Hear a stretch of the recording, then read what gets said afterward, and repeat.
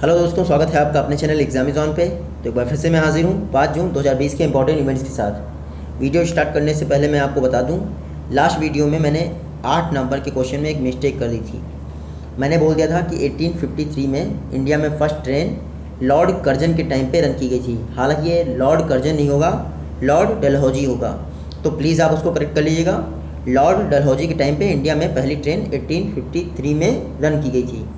आज का पहला क्वेश्चन देखते हैं। के फोन प्रोजेक्ट किस स्टेट में रन किया जा रहा है?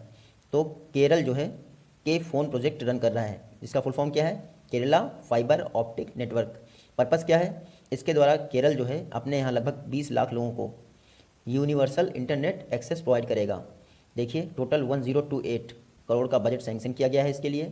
केरल इंडिया का पहला स्टेट है जिसने इंटरनेट एक्सेस को फंडामेंटल राइट डिक्लेयर किया था। इस समय केरल एक और बातों से चर्चा में है, एक और न्यूज़ है वहाँ की। देखिए, वहाँ की एक फ़ीमेल एलिफेंट है, उसकी हत्या कर दी गई। और हत्या करने का यूनिक तरीका क्या था? उसको पटाखों भरा एक नारियल खिला दिया गया था, जिससे उसकी मौत हो गई। केरल की कुछ न्यूज़ और इंपॉर्टेंट है जो मैंने प्रीवियस वीडियो में कवर की हैं, जैसे तिरंगा व्हीकल रैपिड स्क्रीन टेस्टिंग के लिए लॉन्च किया गया था तिरंगा व्हीकल। उसके बाद 2 break the chain campaign launch हुए थे। एक ब्रेक द चेन कैंपेन था, दूसरा था break the chain cartoon campaign. तो ये दोनों कैंपेन भी केरल से रिलेटेड हैं। बात करें केरल की, तो सीएम कौन है यहाँ पे? पिनरई विजयन यहाँ के सीएम हैं। और गवर्नर है आरिफ मोहम्मद खान। इनका नाम बहुत इंपॉर्टेंट है। केरल के कुछ नेशनल पार्क बहुत फेमस हैं, जैसे साइलेंट वैली नेशनल पार्क हुआ आपका, इराविकुलम नेशनल पार्क हुआ, मथिकेतन शोला नेशनल पार्क हुआ और पेरियार टाइगर रिजर्व। ये केरल के कुछ फेमस नेशनल पार्क हैं। नेक्स्ट क्वेश्चन है हमारा, recently Hurun India art list 2020 में लगातार दूसरे वर्ष किसने टॉप किया है? तो पिछली बार की तरह इस बार भी टॉप किया है अनीस कपूर जी ने। देखिए, ये इंडियन ओरिजिन ब्रिटिश नागरिक हैं, लंदन में रहते हैं और लगातार दूसरी बार Hurun India art list 2020 top किया है। इस बार जो लास्ट ऑक्शन था इनकी पेंटिंग्स का, उससे इन्होंने 44.2939 करोड़ के आसपास रुपए कमाए। ये बहुत फेमस पेंटर हैं, स्कल्पचरिस्ट हैं, तो आप याद रखिएगा। सेकंड नंबर पे इंडिया से हैं, दिल्ली में रहते हैं, उनका नाम है रामेश्वर ब्रूटा जी, तो आप याद रखिएगा। तो हुरुन इंडिया आर्ट लिस्ट 2020 में अनीश कुमार जी ने लगातार दूसरी बार टॉप किया है। सेकंड नंबर पे इंडिया के दिल्ली से रामेश्वर ब्रूटा जी हैं। नेक्स्ट क्वेश्चन देखते हैं, ज़ीरो कॉन्टैक्ट राइड इंडिया के 3 सिटीज़ में लॉन्च किया गया है। आपको बताना है किसने लॉन्च किया है। तो उबेर ने ज़ीरो कॉन्टैक्ट राइड्स लॉन्च किया है अपनी टैक्सी सर्विस के माध्यम से इंडिया के 3 सिटीज़ के एयरपोर्ट में, दिल्ली, बेंगलुरु और हैदराबाद। इन 3 सिटीज़ के एयरपोर्ट पर zero contact ride service provide करेगा उबेर। इसमें क्या होगा? गाड़ी में बैठने से पहले और गाड़ी में बैठने के बाद सैनिटाइजेशन किया जाएगा और पूरी जर्नी के दौरान आपको कॉन्टैक्ट यानी टच नहीं करना है गाड़ी में कहीं भी। तो आप याद रखिएगा, उबर ने zero contact ride service India की 3 सिटीज़ में लॉन्च की है। उबेर की बात करें, 2009 में इसकी स्थापना हुई थी। हेडक्वार्टर इसका कहाँ है? सैन फ्रांसिस्को में है। और सीईओ का नाम आप जरूर याद रखिएगा, नाम है Dara Khosrowshahi. Dara Khosrowshahi. Next question है हमारा, short video creating app Collab बनाया गया है किस सोशल मीडिया प्लेटफॉर्म के द्वारा? तो कोलैब नाम का शॉर्ट वीडियो क्रिएटिंग ऐप बनाया गया है फेसबुक का द्वारा। देखिए, टिकटॉक की तर्ज पे बनाया गया है। इसमें म्यूजिक बजता रहेगा और अपनी वीडियो बना सकते हैं। तो आप याद रखिएगा, एक तरह का म्यूजिक वीडियो ऐप है कोलैब, जिसको फेसबुक ने बनाया है। फेसबुक कुछ दिनों से इसलिए भी चर्चा में है क्योंकि कैचअप नाम का ओनली ऑडियो कॉलिंग ऐप भी बनाया था, जो फैमिली मेम्बर्स के लिए था। 8 लोग पार्टिसिपेट करते थे। तो कैचअप नाम का ओनली ऑडियो कॉलिंग ऐप बनाया था। साथ ही साथ इन्होंने अपने ऐप पर मैसेंजर रूम की एक फ़ीचर प्रोवाइड करवाई थी। मैसेंजर रूम नाम का एक फ़ीचर प्रोवाइड करवाया था, जो वीडियो कॉलिंग फैसिलिटी थी, जिसमें 50 लोग आपस में जुड़ सकते थे। तो ये 2 फैक्ट भी फेसबुक से रिलेटेड हैं और इंपॉर्टेंट हैं। फेसबुक ने रिलायंस जियो के 9.99% शेयर एक्वायर किए हैं, आपको पता ही होगा। फेसबुक की स्थापना कब हुई थी? 2004 फरवरी में इसकी स्थापना हुई थी। फाउंडर और सीईओ कौन है इसके? Mark Zuckerberg. हेडक्वार्टर आप याद रखिएगा, कैलिफोर्निया में इसका हेडक्वार्टर है। नेक्स्ट क्वेश्चन है, आईआईएफएल फिनांस कंपनी का ब्रांड एम्बेसडर किसे बनाया गया है? तो रिसेंटली रोहित शर्मा को आईआईएफएल यानी इंडिया इन्फोलाइन लिमिटेड का ब्रांड एम्बेसडर बनाया गया है। कुछ दिन पहले ही बीसीसीआई ने रोहित शर्मा को राजीव गांधी खेल रत्न पुरस्कार के लिए भी रिकमेंड किया था, तो आप ये भी याद रखिएगा। आईआईएफएल की बात करें तो इंडिया इन्फोलाइन लिमिटेड, ये मुंबई बेस्ड एक फिनेंशियल फर्म है। 1995 में इसकी स्थापना हुई थी और इसके चेयरपर्सन आप याद रखिएगा, निर्मल जैन इसके चेयरपर्सन हैं। तो रिसेंटली आईआईएफएल ने रोहित शर्मा को अपना ब्रांड एम्बेसडर बनाया है। नेक्स्ट क्वेश्चन है, सोशल डिस्टेंसिंग ऐप सोडार, इसको डेवलप किसके द्वारा किया गया है? तो सोडार को डेवलप किया है गूगल ने, आप याद रखिएगा। ये एक सोशल डिस्टेंसिंग ऐप है। इसमें क्या होगा? 6 फीट के दायरे में अगर आप किसी बंदे के जाएंगे तो ये ऐप आपको रिंगटोन के माध्यम से वार्निंग देगा ताकि आप कोरोना वायरस के इन्फेक्शन से बच सकें। तो आप याद रखिएगा, सोशल डिस्टेंसिंग ऐप सोडार को गूगल ने डेवलप किया है। गूगल की बात करें तो 1998 में इसकी स्थापना हुई थी। हेडक्वार्टर इसका कैलिफोर्निया में है और सीईओ कौन है? इंडियन ओरिजिन है, सुंदर पिचई। गूगल की पेरेंट कंपनी कौन है? तो अल्फ़ाबेट इंक। अल्फ़ाबेट इंक इसकी पेरेंट कंपनी है और उसके भी सीईओ हैं सुंदर पिचई। देखिए, गूगल इस समय 2 कारणों से चर्चा में है। एक तो इसने टिकटॉक की रेटिंग इंप्रूव कर दी, जो नेगेटिव कमेंट्स हैं उनको डिलीट करके। दूसरी, जो एक मित्रों ऐप था जिसको मेड इन इंडिया करके प्रमोट किया जा रहा था, हालांकि वो मेड इन इंडिया ऐप नहीं है, वो पाकिस्तान की एक कंपनी ने बनाया है, उनका नाम को शेख करके उन्होंने बनाया है। तो ये पाकिस्तानी मूल का ऐप है, हालांकि उसको इंडिया में परचेज़ किया था बाद में शिवांक अग्रवाल नाम का एक आईआईटी रुड़की का बंदा था जिसने उसको रीवैम्प किया था। तो आप ये भी याद रखिएगा, शिवांक अग्रवाल ने इंडिया में मित्रो ऐप को रीवैम्प किया था और बाद में उसको मेड इन इंडिया करके प्रमोट किया जा रहा है। तो इस ऐप को डिलीट कर दिया गूगल ने प्ले स्टोर से, इसलिए गूगल ये चर्चा में है। और इसके अलावा एक और ऐप था, रिमूव चाइना ऐप, गूगल ने इसको भी डिलीट कर दिया। तो इस वजह से भी गूगल चर्चा में है। ऐसा कहा जा रहा है कि गूगल जो है प्रो चाइना हो गया है। नेक्स्ट क्वेश्चन देखते हैं। रिसेंटली 16 जून से किस कंट्री ने चाइना के सभी पैसेंजर्स फ्लाइट पर बैन लगा दिया है? तो यूएसए ने अनाउंस किया है कि 16 जून के बाद कोई भी पैसेंजर फ्लाइट चाइना से उसकी कंट्री में नहीं आएगी। हालांकि गुड्स की किसी भी फ्लाइट पर प्रतिबंध नहीं लगाया, यानी सामानों की आवाजाही होगी, सिर्फ पैसेंजर्स की आवाजाही नहीं होगी। देखिए, यूएसए इसमें बहुत चर्चा में है। क्यों? रिसेंटली तिब्बत को एक ऑटोनॉमस कंट्री के रूप में डिक्लेयर करने का बिल पास कर दिया इन्होंने। इसके अलावा एक और बिल पास किया था, सभी चाइनीज़ फर्म को अमेरिकन स्टॉक एक्सचेंज से डीलिस्ट करने के लिए एक बिल पास कर दिया था यूएसए ने। यूएसए की स्पेस एजेंसी जो स्पेस एक्स है, पहली प्राइवेट स्पेस एजेंसी बन गई है, प्राइवेट कंपनी बन गई है जिसने सक्सेसफुली ह्यूमन मिशन कंडक्ट कर दिया है, यानी ह्यूमंस को स्पेस में भेज दिया है। और कहाँ भेजा है?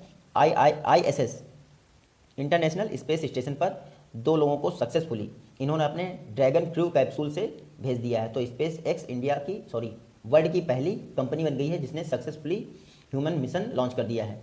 इसके अलावा मैंने आपको बताया था जॉर्ज फ्लॉयड की हत्या कर दी गई थी।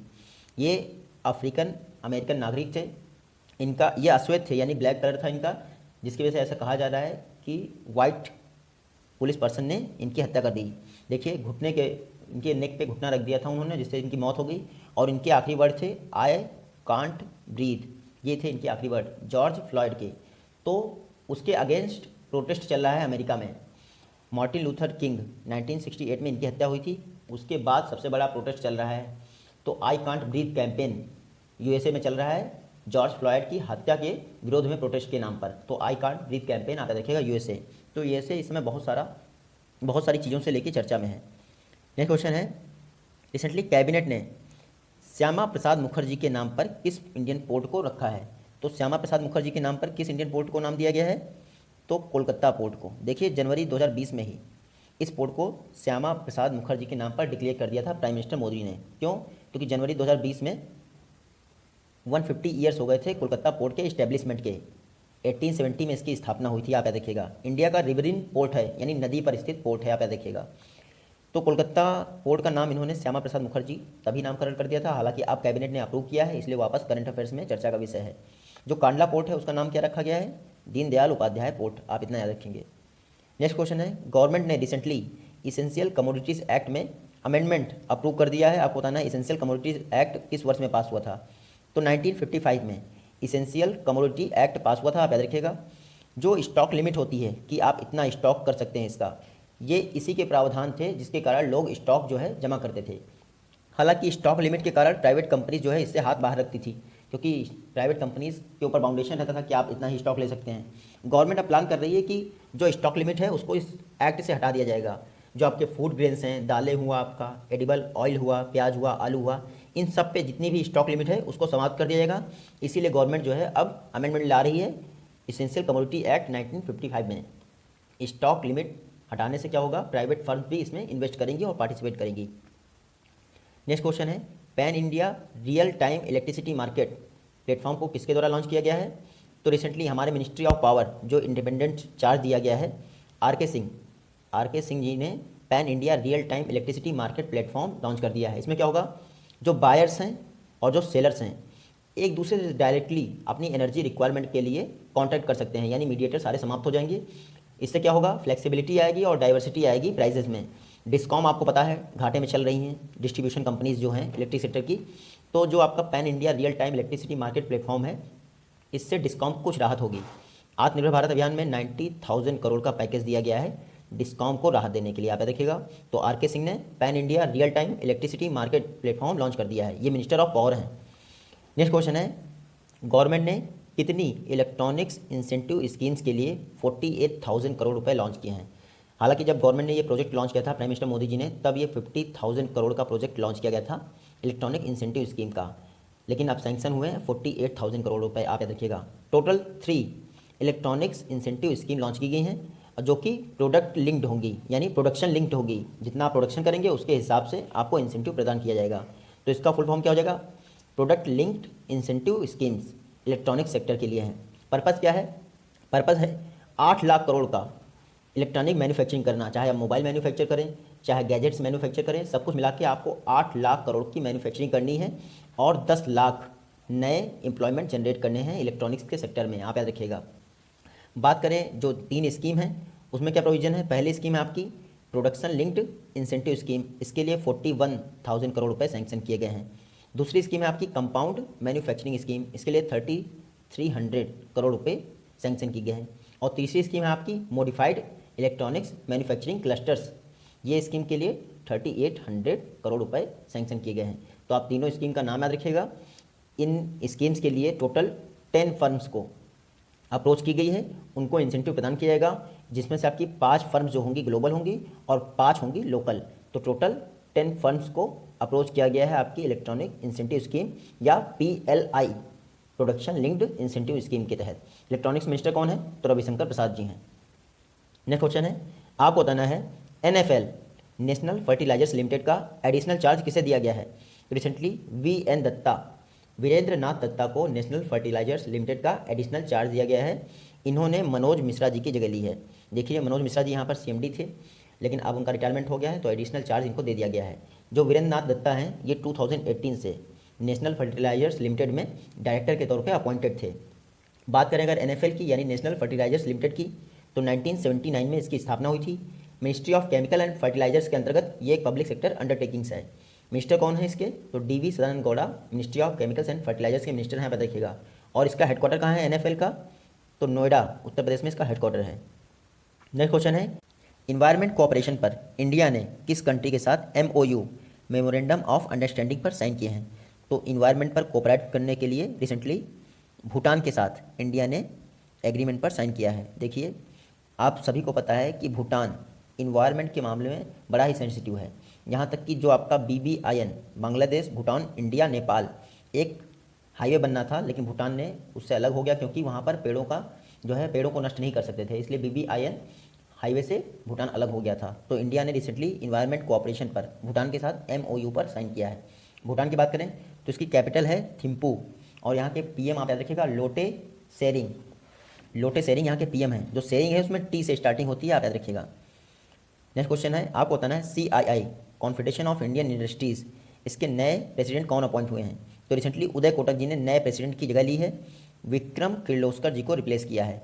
अगले 1 वर्ष तक उदय कोटक जी CII के प्रेसिडेंट बने रहेंगे। जो आपके संजीव बजाज हैं ये वाइस प्रेसिडेंट अपॉइंट हुए हैं CII में, तो आप याद रखिएगा। बात करें कॉन्फेडरेशन ऑफ इंडियन इंडस्ट्री की, तो 1895 में इसकी स्थापना हुई थी। 125 ईयर्स कंप्लीट किए हैं, इसलिए भी ये चर्चा में है। हेडक्वार्टर इसका कहाँ है, तो हेडक्वार्टर है इसका न्यू दिल्ली में।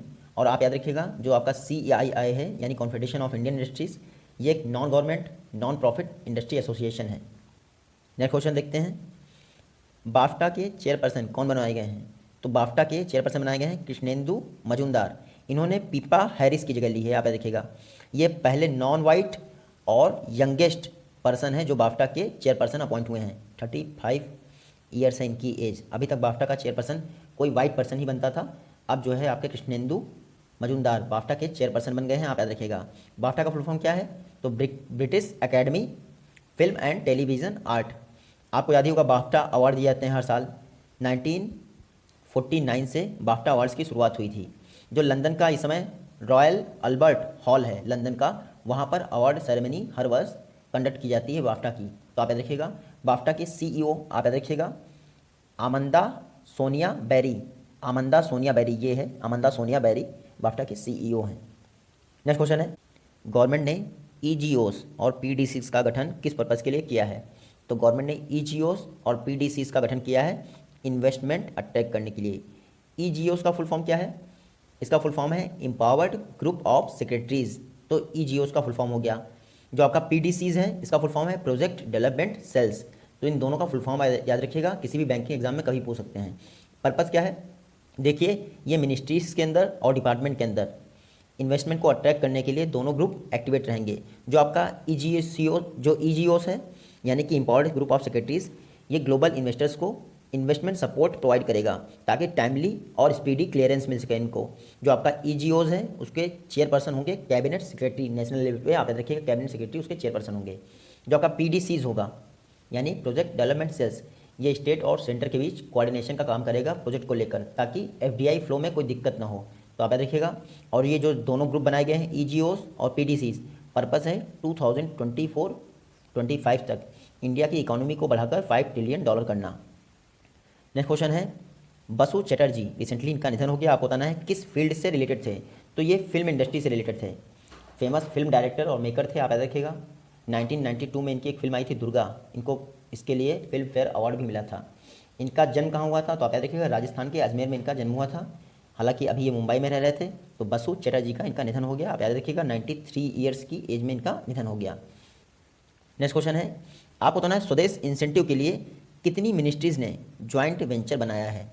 तो total 3 ministries, ministry of external affairs, ministry of civil aviation और ministry of skill development and entrepreneurship, इन तीनों लोगों ने स्वदेश इनिशिएटिव के लिए एक ज्वाइंट वेंचर बनाया है।